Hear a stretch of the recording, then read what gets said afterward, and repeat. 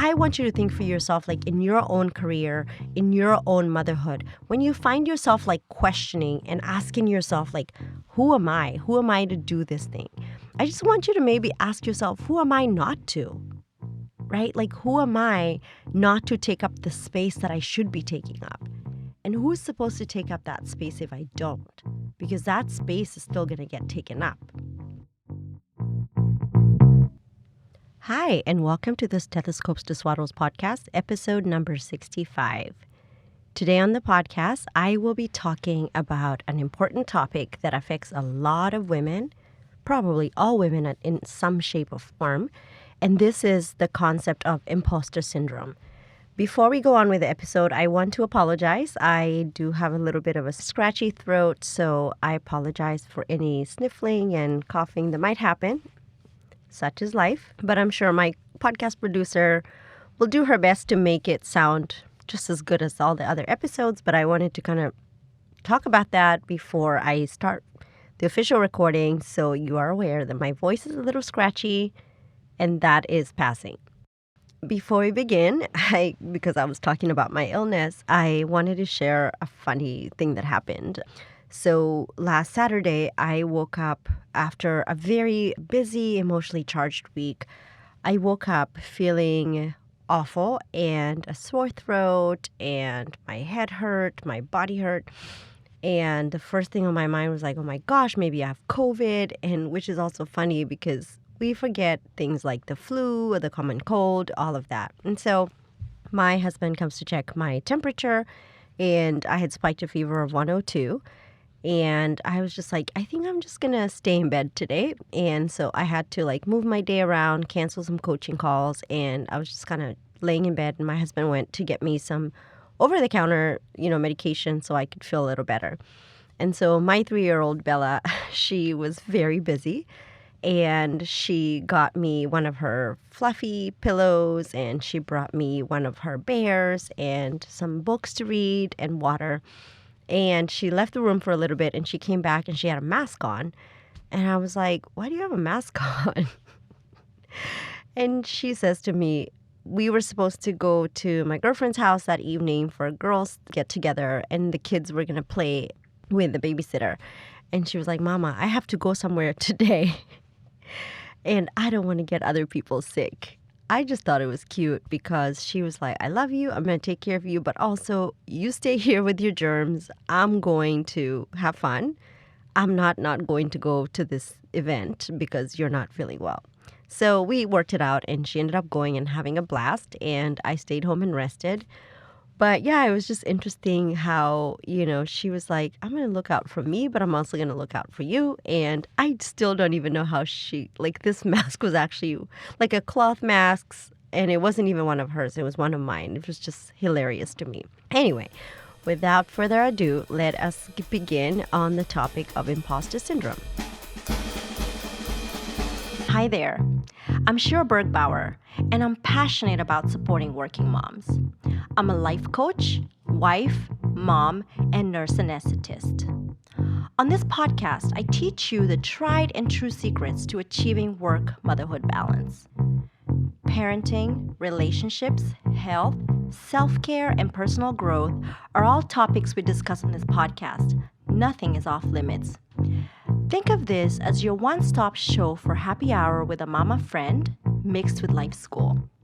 Pull up a seat, get cozy, and get ready to be empowered while you learn. Welcome to the Stethoscopes to Swaddles podcast.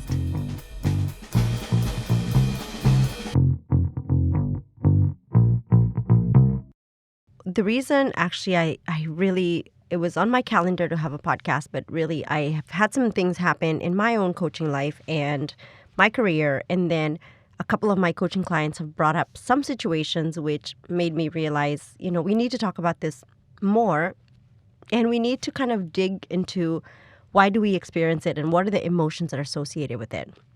I found this article in the Harvard Business Review, and it's an old article from 2008. And they talked about what is imposter syndrome. And so the author, Gil Corkindale, set out some definitions, just some working definitions of what imposter syndrome is. one of the things she said is imposter syndrome can be defined as a collection of feelings of inadequacy that persist despite evident success. Quote unquote, imposters suffer from chronic self-doubt and a sense of intellectual fraudulence that override any feelings of success or external proof of their competence. They seem unable to internalize their accomplishments, however successful they are in their field. High-achieving, highly successful people often suffer, so imposter syndrome doesn't equate with low self-esteem or a lack of self-confidence. In fact, some researchers have linked it with perfectionism, especially in women and among academics. So I just thought that was so interesting because it's not actually like if you have a low self-esteem, then you're more likely to have it. Actually, the converse is true. If you are self-confident and you have high self-esteem, you still may experience the thoughts that, you're a fraud or that you need to downplay your successes or your success has been a fluke. So where does it come from? The article in the Harvard Business Review talks about how researchers think that sometimes the roots are in the labels parents attach to particular members of the family. For example, how parents might say, this is the intelligent one or the sensitive one. And that can sometimes program the children into having a message of superiority or that, they're perfect. So some of the common thoughts and feelings associated with imposter syndrome include, I must not fail, I feel like a fake, it's all down to luck, success is no big deal. And I just want to reiterate those 4 thoughts so that you can kind of see if any of these kind of make sense to you. Like, have you experienced the thought that, I can't fail? Or the thought that, I feel like a fake, which is, we know it's not a feeling. It's a thought that I am a fake. It's all down to luck. Or success is no big deal. So, sometimes when you feel like there's a pressure of you can't fail because you don't want to be found out, quote unquote, it just success continues to add that pressure and responsibility and there's more visibility. And so when the success actually is evident, the individual may not actually express an ability to enjoy the success. When you think you are a fake or you're a fraud, you believe that you don't deserve success or any of the accolades that are being given to you and feel that somehow other people have been tricked into thinking that you do. So it can be, again, hand in hand with the fear of being found out or discovered or unmasked. And what people who feel like they're a fraud believe is that they're giving an impression of being more competent than they are. And so it's deep inside, they believe that they lack knowledge or expertise. And they even sometimes may be somebody made a mistake. And I remember being in grad school and I was in a class of 13 and I was the only woman of color. And I remember actually thinking they probably picked me because they wanted to meet a quota. I would sometimes get in that thought, I don't deserve to be here. I don't belong here. This has been a mistake. They're going to realize somebody messed up something on my GPA and maybe it wasn't even real, that sort of thing. The other one, when you start to attribute success to luck or it's not your abilities that got there, it's a clear indicator of imposter syndrome. You're oh, I just got lucky or it's just a fluke. And it's because there's a fear this is the last time I succeed. So there will be no next time. The other one about success not being a big deal is that you downplay it and it's you might attribute it to be, oh, it was just an easy task or, I have all the help or just kind of being fake humble where you're oh, I had, good timing or I had all the help I needed and just being not really self-aware that we actually do create our own success. The one thing that I wanted to touch on is that there have been Dr. Valerie Young, who's an expert on imposter syndrome, has categorized into 5 subgroups. You can just kind of maybe see where you fall in this. She wrote a book called The Secret Thoughts of Successful Women, Why Capable People Suffer from the Imposter Syndrome and How to Thrive in Spite of It. And so she has based this on science research that she's done, and she came up with these 5 competence types or internal rules that people who struggle with confidence attempt to follow. So the first one is the perfectionist. And perfectionism and imposter syndrome often go hand in hand because if you think about how perfectionists live, they set very high goals for themselves. And so when they fail to achieve those goals, they just have major self-doubt and worry so much because they don't measure up. But this group, without realizing it, can also be control freaks because if they want to have something done, they believe that they're the only ones can do it. I can totally relate to this. And she offers some questions like, if you're not sure if the perfectionist applies to you, ask yourself these questions. Have you ever been accused of being a micromanager? Do you have great difficulty delegating? And when you miss the insanely high mark on something, do you accuse yourself of not being cut out for your job and then ruminate it on for days? And do you feel like your work must be 100% perfect 100% of the time? Number 2 is the superwoman or superman. And the people who, again, if you think about imposter syndrome, these people push themselves to work harder and harder to measure up. But it's usually a false cover-up for insecurities. And it turns into the person who never says no, who always stays late at the office, who gets stressed when they're not working because they feel like downtime is a waste of time. They let their hobbies fall to the wayside, and they just feel like they didn't truly earn their title, so they have to keep proving that they earned it. Type number 3 is the natural genius. This is the type of people who believe that they need to be natural at being geniuses. So they base their competence based on the ease and speed as opposed to their efforts. So if it takes them a long time to master something, then they experience a feeling of shame. They set the bar really, really high and they just cannot measure up to themselves. So some of the ways she says you can identify if this is you is do you have a track record of getting straight A's or gold stars in everything you do? Were you frequently told as a child that you were the smart one in your family or your peer group?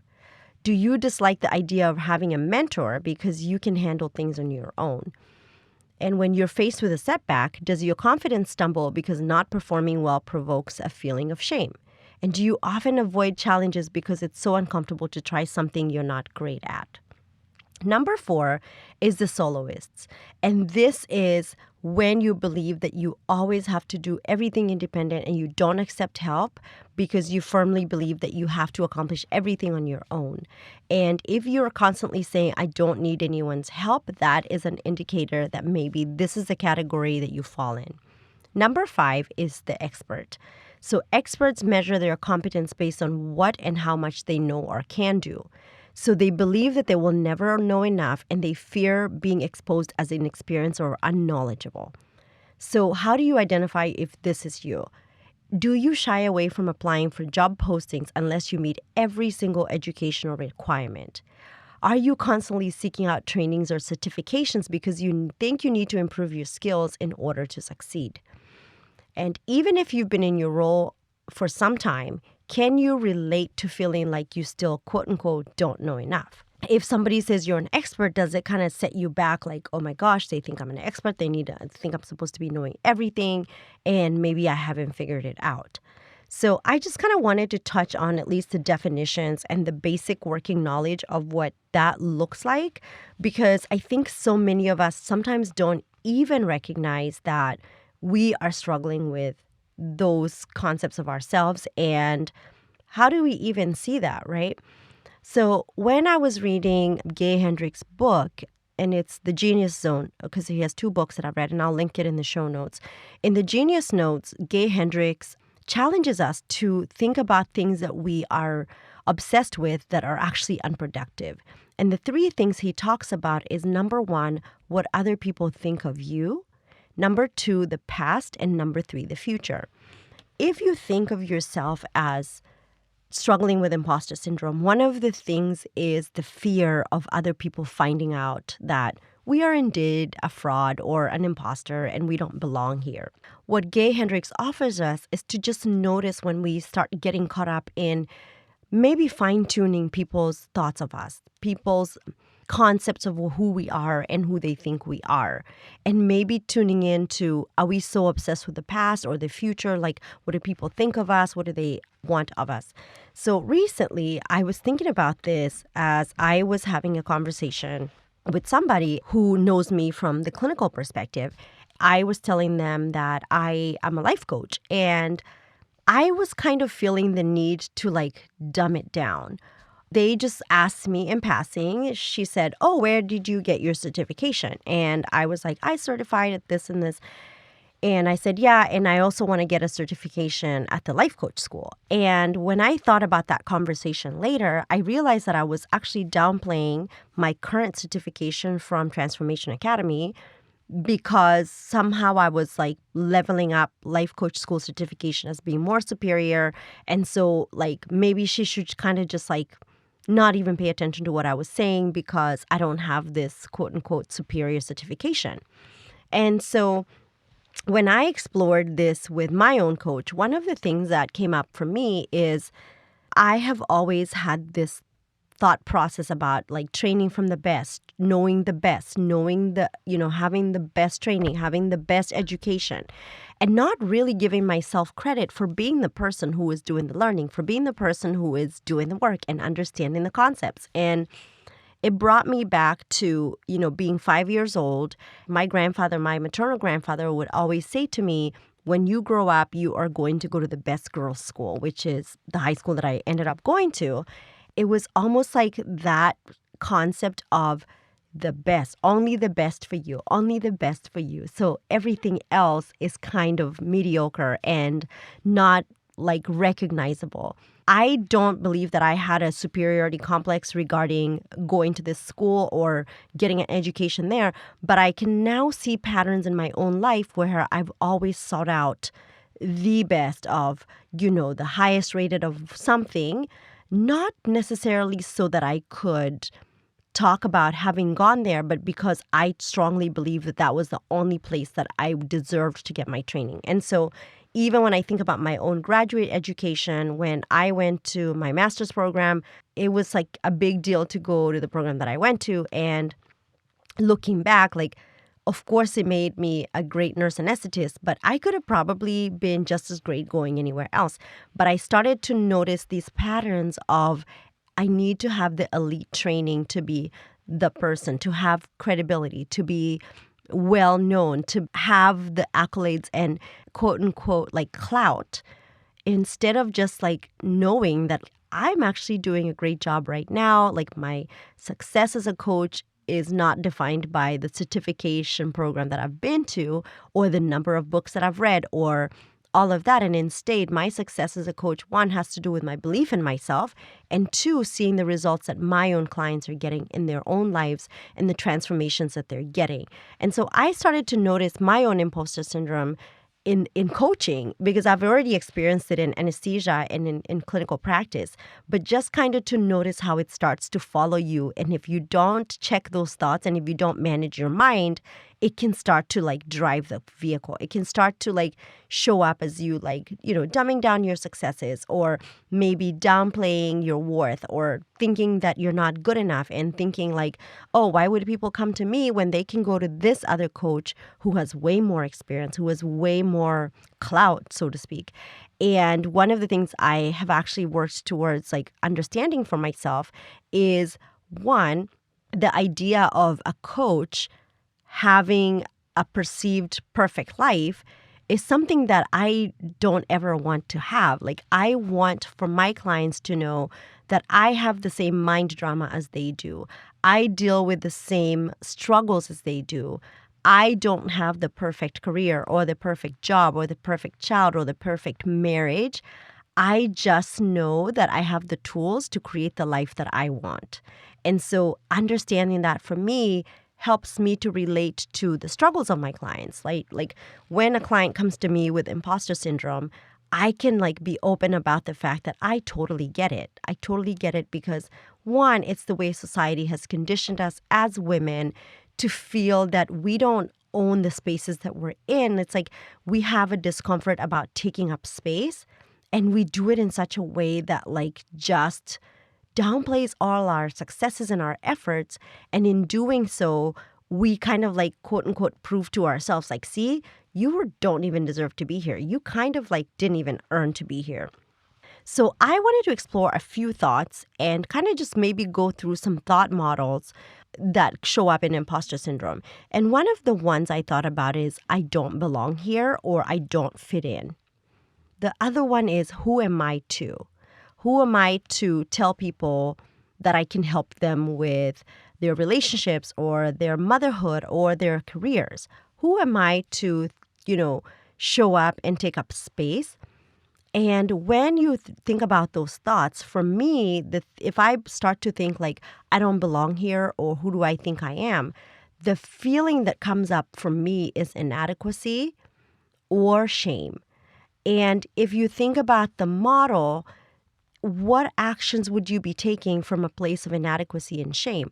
They're certainly not actions that are going to lead you into the path of, creating more success or creating evidence for yourself why you do belong and why you are worthy of being in the place. Instead, it creates consistent self-doubt. You start scanning the environment for signs of danger that you really do not belong. You start scanning the environment for what people say. You pick up people's sayings and you turn their words into meaning that you're less than or you don't belong.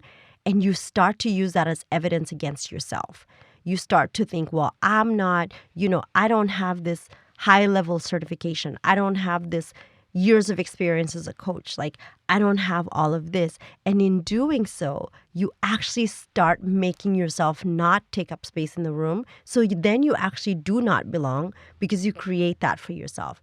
Versus if you're just willing to believe that you provide value and you create great results no matter what your certification is, no matter what your accolades are, you can just take up the space. Then the emotion that I think of when I choose to believe that is courage and confidence.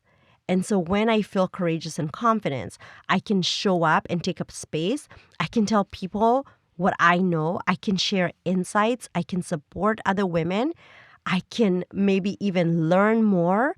I can practice the things that I'm learning in my own life without fear of being judged, without fear of being, quote unquote, found out, because I'm doing it so that I can be an example of what's possible. I was thinking about this even in terms of like, I'll have conversations on the podcast about marriage or relationships. And I was thinking about how it's important for me to always reiterate, I don't have the perfect anything. I don't have the perfect marriage or the perfect husband, child, or career. But I do my best to understand how can I level up these relationships. Like, I want a 5-star marriage. How can I level those up? It doesn't mean I'm doing those things every single day, but I'm intentional about being willing to do them. I want you to think for yourself, like in your own career, in your own motherhood, when you find yourself like questioning and asking yourself, like, who am I? Who am I to do this thing? I just want you to maybe ask yourself, who am I not to? Right? Like, who am I not to take up the space that I should be taking up? And who's supposed to take up that space if I don't? Because that space is still going to get taken up. When you think about one thing that comes up with imposter syndrome, it's the idea of self-judgment. Like, we judge ourselves and we appraise ourselves and we like, see, where do I lie in the scale with my peers? And like, are these people better than me or am I better than them? And there's a lot of self-judgment. Well, then what happens is, in addition to the self-judgment, we start to judge ourselves for judging ourselves. And so it's like a double-edged sword, like you're judging yourself and you're then mad that you're judging yourself. And that does not create actions that propel you forward. Instead, they pull you back and start solidifying those negative beliefs that you're starting to build up, that you don't belong, that you don't fit in, that you're too different, that you're not good enough. Sometimes it's even like, I'm not skinny enough or I'm not tall enough. And I think about this, like there's a funny story in my mind when I think about it. When I was about 8 years old, I was short, and I still think I'm short, but I think I'm average height. I'm 5'3". But when I was 8 years old, we had a ruler at the door of my third grade class. And so what I didn't even think about then, I was the youngest in my class. And we would walk into this room and we would stand at the door and we would see how tall we were. And it was like a constant, like daily. And so I remember it was a meter ruler because we are in the imperial system. I measured myself and one day like discovered my classmate Eric, who was much taller than me, was so excited for me that I was 1 meter tall. And it was like the heavens opened up and I suddenly belonged in the room. And I told myself, like, I'm tall now, like I'm one of them. And I just think about that, like just wanting so much to belong that my height was like my limiting factor. And yet a lot of these kids were, 6 months to a year and a half older than me. And I was still like in that self-comparison. So when we even think about how all these like self-comparison habits begin, they really begin early in childhood. I mean, certainly for me, I see it in my own child at 3 and she's going to be 4 this summer, who will say to me, I wish I had curly hair. I wish I had this. Or she's like, I'm not big enough to do this and this thing. And I have to like start working on helping her understand her inherent self-worth that comes from her and not what people say about her, what people think of her.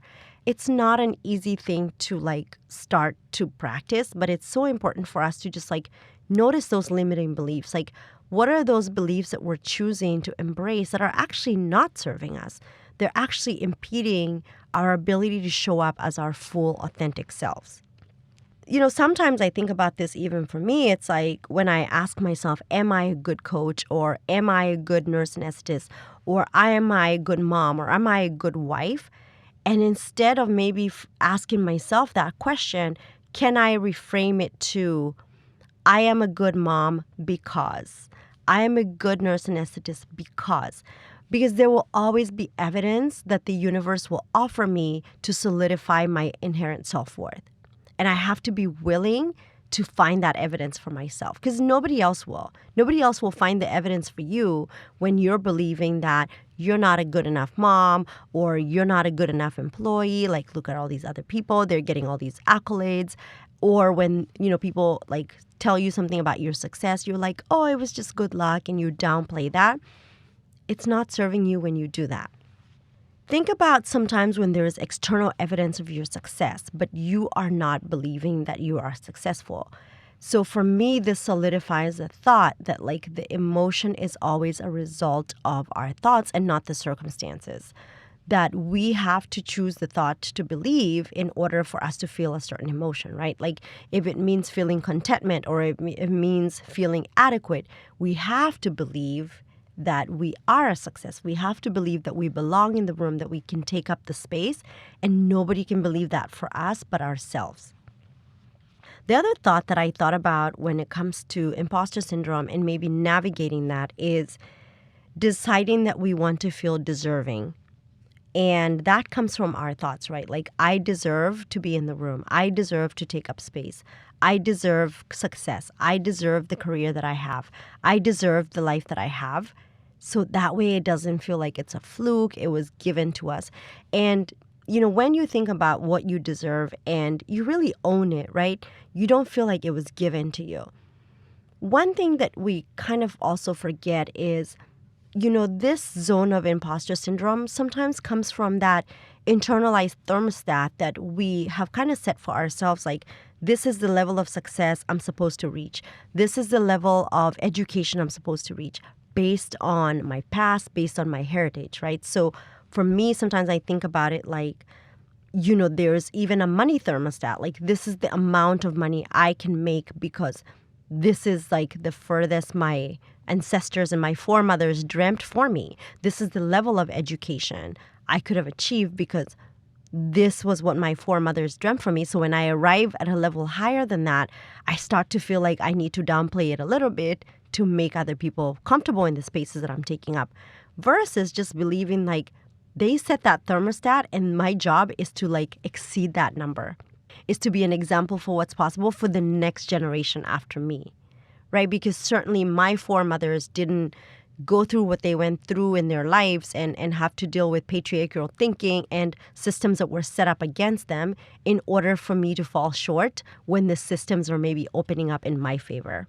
I just want you to like maybe notice the thoughts that are showing up for you when you're feeling like imposter syndrome is getting on you, and just ask yourself, like, are these thoughts that I want to keep? Are these thoughts serving me? Are they serving the future that I want to have? Are they creating the self-concept that I want to have? and then just notice them for yourself and decide which ones you want to keep. So I want to offer 3 ideas on how maybe to navigate the thoughts that come with imposter syndrome and how to just start noticing when those little thoughts creep up on you. The first one is get off the comparison train and really start to notice when you are being intolerant to success. What are you going to do when you have the thought that you need to be at somebody else's level? If you don't get off that comparison train, it's literally like every time you meet that thing that you think you're going to meet, you find the next thing that you could be doing better. But when you stop comparing yourself with other people, you set your own limits. You set your upper limit thermostat for yourself, and you decide that you can tweak it when it's worth tweaking it. Number 2 is to know yourself. What are the things that you want to accomplish? And you have decided you want to accomplish the goals that you have set for yourselves in your career, in your motherhood, in your marriage, in your relationships. Know them so well that it doesn't matter what everybody else thinks you should be doing. Know them so well that you own them and you're so confident in those things that you want to achieve that you don't have to have other people buy into your dreams. Your dreams are yours and you can accomplish them. The third thing is to evaluate and celebrate. One of the things that I like to do with my coaching clients is we always celebrate something on our coaching calls. It could be celebrating awareness. It could be celebrating, a dynamic change in the relationship. It could be celebrating a win at work. It could be celebrating monitoring your own thoughts. It could be celebrating this week I chose what I was going to eat and I stuck to that. This week I made a commitment to move my body and I did it. It could be anything to celebrate. We can always find something to celebrate because in doing so, we set our own reminders for ourselves that we are still being successful. We are succeeding at things that maybe may not be things that people think are worth celebrating, but we can believe for ourselves, like, it's worth for me to celebrate when I'm in awareness of my own emotions. It's worthy for me to celebrate when I notice if I'm getting defensive in a situation and instead I choose to be curious and ask more questions. I'm willing to celebrate advocating for myself. And then the third thing is to evaluate. So one of the things I like about evaluating things is to first, really evaluate what has been working, right? So maybe if you're looking at your career and you just want to evaluate your career, what has really worked in your career and what have you done really, really well?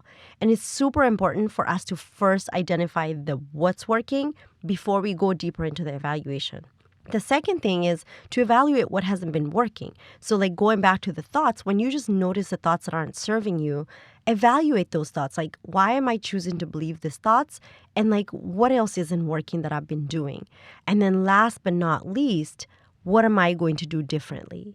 And then decide for yourself from today onwards, I'm going to be so intentional about doing these things differently that I have no choice but to see lasting change in my life. So I know that imposter syndrome is quite, it's this deep thing that we are, we all kind of suffer from it. And we all kind of maybe think that, we have to, it's part of our lives and it's okay. I just want you to know, it's normal to experience it, but what's not normal is to accept it as the status quo. And I'm going to quote this quote by Will Smith, and he said, I still doubt myself every day. What people believe in my self-confidence is actually my reaction to fear. So sometimes, even though you're doubting yourself every day, it's you have to create that resilience for yourself to decide ahead of time that you are going to be your number one cheerleader and you're not going to be listening to the voices in your head telling you you're a fraud and you're going to be found out. And you could just be thank you for that information, brain, but I choose not to believe it, right? Thank you for that feedback, but it's not serving me. So instead, I'm going to explore how to overcome my upper thermostat. How am I going to just notice that from myself and just decide, you know what? I don't have to. I don't have to live at this level that is not even what I want my thermostat to be. I can exceed it and I can reach that upper limit and go beyond it. So this is super important. I think that we also know like what our upper limits are, and noticing that the feeling of being fundamentally flawed is a big barrier for us to optimizing the experience of our lives. And just know that that thought makes us play it safe and stay small and instead be willing to question it. So I hope you enjoyed this episode. And if you are dealing with imposter syndrome, I hope you found some nuggets that you can take forward in your life and utilize in your day-to-day life. Also, if this concept of imposter syndrome is really something that you struggle with and it's impacting the way you show up in your mindset, the way you show up in your motherhood, your marriage, your medical career, however you're showing up in life, if it's impacting you to a level that you think you need to get deep and get working on, I can absolutely help you by coaching you one-on-one in my coaching program, the Balanced Working Mom program. Just go to stethoscopestoswaddles.com/consultation and book a 1-hour consultation with me where we can dig into the things that you have been doing with the concept of imposter syndrome that are not working, and we can find the things that can work in order for you to change your mindset and to overhaul your entire life so that imposter syndrome is not getting in the way of you living the life that you want, having the career that you want and deserve, and just overall all the relationships that you've been craving and that you absolutely deserve. So if this is for you, go to my website, book a consultation, let's chat. I hope you have a great week. And before I go, I just want to remind you that you are enough and you're worthy of love and belonging. Have a great week. Bye now.